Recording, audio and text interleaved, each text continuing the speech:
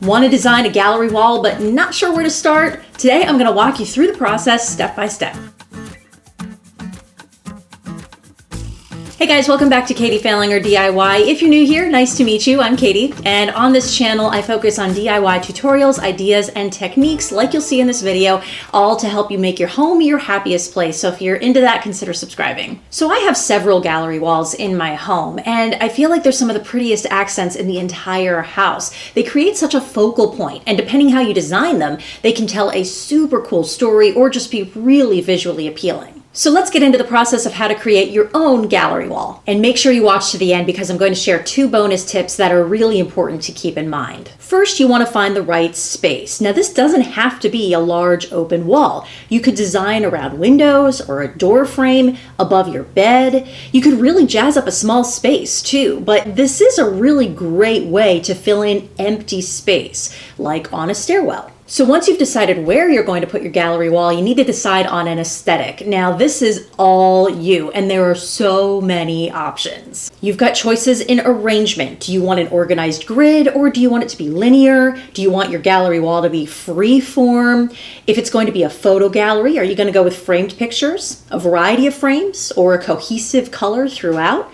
Are you going to design with a color scheme in mind? Maybe you mix up the material your photos are printed on, so wood or canvas, maybe even on metal. You could also design your gallery wall by considering the other furniture that's in the room. Maybe you want to work around that. And are you going to stick to just photos, or will you add in different elements? So as an example, in my own stairwell, I opted for multiple elements. You can tell there's a general rustic theme here with a big variety of textures, types of art, shapes, materials, some store-bought like this corrugated initial, some sentimental like this ruler growth chart, some handmade like this wood sign, others just a nod to our hometown. Now, if you're unsure of what you should hang, truly, the decision lies with you. You can hang pretty much anything. If you want to stick to this rustic example, anything made from wood, chalkboards, phrases that evoke home like comfort or love or joy, old keys. I've even seen antique chair legs on a gallery wall. If you're able to just narrow down to a specific theme, you can just do a simple web search and find all sorts of inspiration online. But how do you know how much you should actually put up there? Honestly, I think it boils down to just how much space you have. Now, I know that these tips are pretty general, so I totally get it if you're having trouble narrowing this down, but I did come across a good starter rule in a New York Times article that might help you get going here, and that is to aim for a ratio of 1 extra large piece, 2 large, 2 medium, and 3 small pieces for your gallery wall. Now, you certainly need not go by that, but if you are struggling with where to begin, this is a good guide. Okay, once you've picked out an aesthetic and the types of pieces you want to hang, of course you need to do some measuring. Now, this is a simple but very important step. You need to know how much space you have to work with. So run your tape measure top to bottom, left to right, across the entire space. So the next step is to do a trial run before you hang anything. So using painters or masking tape on the floor, make an outline of the space that you have to work with. So you've already measured, so you can figure that out. If you're not sure how to start in terms of laying everything out,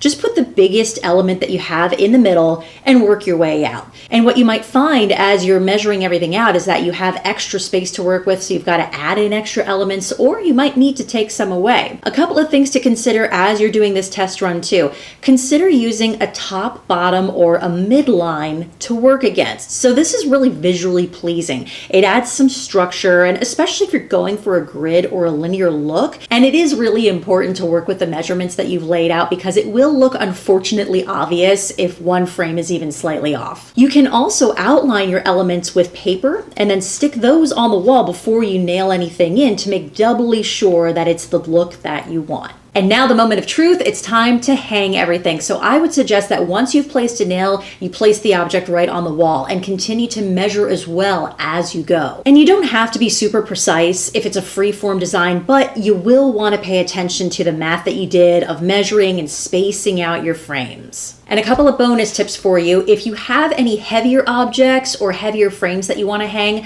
I highly suggest that you try to plan your design in relation to where the studs are in your wall. That way you have the peace of mind that you're not going to be ripping out any drywall or the object's not going to fall off the wall. So grab a stud finder, figure out where those spaces are, and then you can build your design around that. And the other tip is to mind any kind of moisture or heat source that is within the general vicinity of your gallery wall. So the steam from a dishwasher or the heat from a radiator can really mess with your artwork. So keep those kinds of things in mind as you're planning this out. Guys, if you found this helpful, hit that like button so I know that you're digging this kind of content. Share this video with someone who might find use out of it, and also subscribe so that you don't miss any new videos. You can always ring the bell though to get notified anytime new videos go up, but I do post every single Thursday, and I would love to have you join me for the next one. Meanwhile, I'd also like to invite you to join my creator community. It's where DIY junkies unite and where I also share creative content that's exclusive to that group. So if you're interested in that, there's a link in the description to sign up. That's also a great way to get in touch with me, but I'm on all the social platforms, so you can feel free to message me between uploads, and I've listed all the places you can find me in the description as well.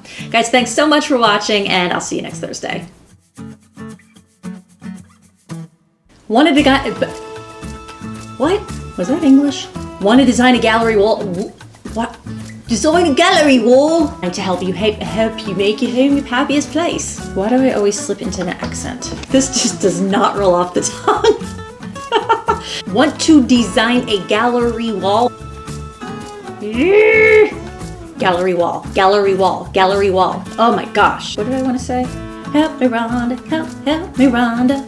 Oh, so subscribe. Why can I never say that? Create your own. Like to enjoy you. But I'm on all the social. I'm adding extra words, right? But I'm on all the. What? Oh my god! Spit it out.